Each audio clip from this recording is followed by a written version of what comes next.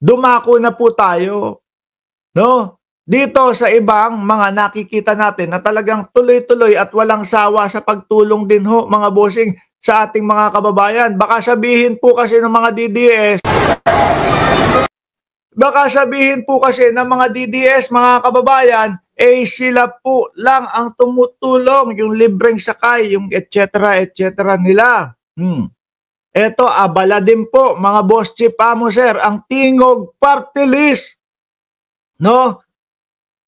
Sa pag-rescue, sa pagpapamigay ng mga kinakailangan ng ating mga kababayan, lalong-lalo na sa gitna po nitong kalamidad, mga bossing. O, sabi ni Nieves, Yvonne, silent followers and subscriber here, Coronadal City. O, eto, tingnan nyo itong video na ito, mga kababayan.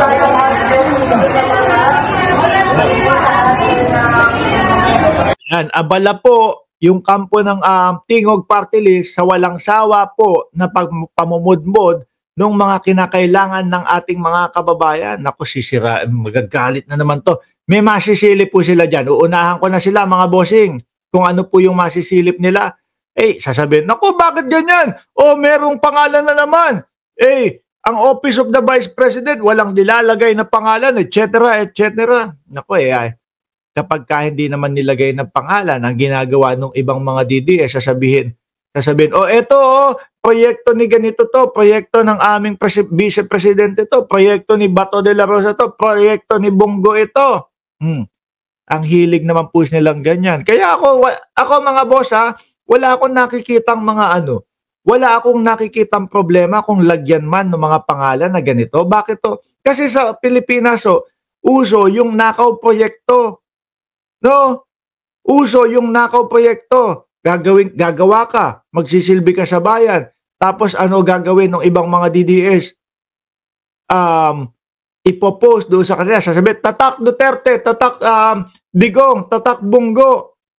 Nanakawin nila. No? Yung pinaka-proyekto, sasabihin kanila. O kaya okay lang ho sa akin yan. Diba, Roslyn?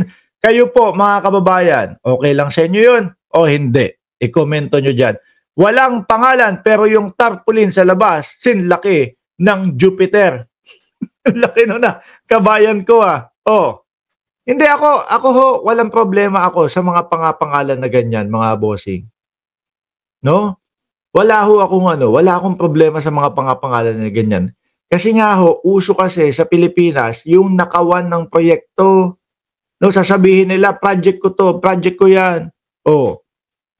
Kaya hindi mo din masisisi itong mga ibang mga naglalagay ng mga pangalan.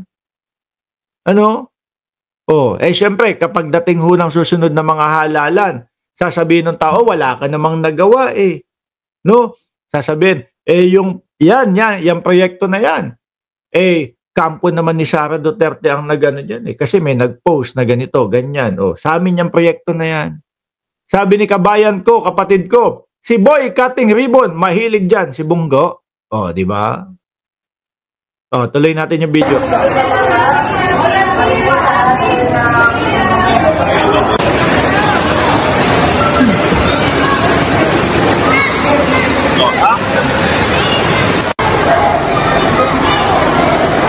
Ang sarap siguro sumama sa mga ganyan ho. No?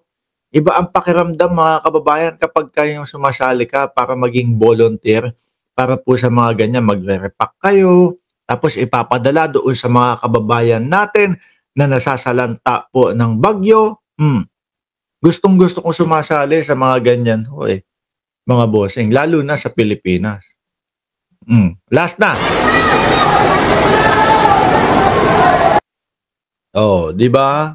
End Times Rapture. Shoutout sa iyo at sa buong Ceresa family, mga bossing. Alisin ko na ho ito, pinakita ko lang ho sa inyo at baka maagaw na naman po ng mga DDS dahil alam niyo naman po, mga kababayan, na ang mga DDS mahilig po sila sa mga ganyan. Mahilig ho sila na sasabihin nila kanila yung proyekto. Uulitin ko po proyekto po yon sa pangunguna ng Tingog Party List, mga bossing. Okay? Good job sa inyo dyan. Anyway, tingnan nyo, ito bumabaha. Umpisahan na natin, ilan na 'to? 1, 2, 3, 4, 5, 6. Makakapagpainit ng ulo natin lahat ito, mga kababayan. Gusto niyo po ba yung unahin natin ito? Kanan ng mga Wala na pong ibang ginawa kundi puro batikos, puro kasinungalingan, puro nakabuka ang bunganga. Wala pong iba kundi si Harry Roque. Roque, gawin mo na kaya yung sinasabi mo. Sabi mo, gusto mo nang umuwi ng Pilipinas. Gawin mo na kaya? Ano? Nako, ito Ito, seryoso ho ako, mga bossing Totoo po, galing sa puso ko ito. Kung sakali po na umuwi si Roque, maipanalo niya yung kaso, mga kababayan. No? Matutuwa ho ako. Totoo, matutuwa po ako, mga bossing. Bakit to? Kasi, mga kababayan, merong pamilya pa din si Roque. May mga anak, may asawa na nag-aantay sa kanya. Yan din po, mga stress din po yan. Ayoko nang may nai-stress, mga kababayan No, kahit nasabihin natin na puro dede lang ang alam ni Roque. Anak na tinapa si Edgardo Toledo, Inumpisahan nyo na naman yung mga ganyang komento. Nababasa ko habang nasa kalagitnaan tayo Isipin tuloy ng mga manonood natin, puro dede lang ang alam ni Roque.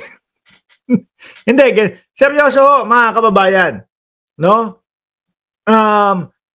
Ayoko nang may mga nai-stress na pamilya. Ayoko may mga nagkakahiwalay na mga pamilya. Gusto ko buo, masaya. No, kung maipanalo man ho ni Roque, mga kababayan, yung kanyang laban, masaya po ako dyan kasi mabubuo muli ang kanilang pamilya, magkakasama-sama muli ang kanilang pamilya. Ang problema ho dito kay kay Roque, mga kababayan, ay ayaw niyang labanan. No? Nagtatago, tinatalikuran, tinatakasan. Hindi yan ang solusyon sa kanyang problema. Kung siya naman mga boss chipamo sir, alam niya naman na siya ang nasa katwiran at alam niya naman na wala siyang ginagawang kasalanan, labanan niya, ipagtanggol niya ang kanyang sarili. Di ba PIA 1213? Hindi. Ang ginagawa ho niya, patago-tago. Ang ginagawa ho niya, mga kababayan, tinatalikuran yung problema. Ngayon, babanat na naman po. Dahil umaasa si Harry Roque na mapapabagsak niya ang gobyerno ng Pilipinas. Biruin mo, sabi niya doon sa kanilang pagtitipon doon sa Hong Kong, habang nasa hapagkainan daw sila, sabi ni Mami Pebs, di ba? Ni Pebbles Talaquera, na magaling daw magpabagsak ng gobyerno si Harry Roque. Mismong sinabi daw ni Roque yun.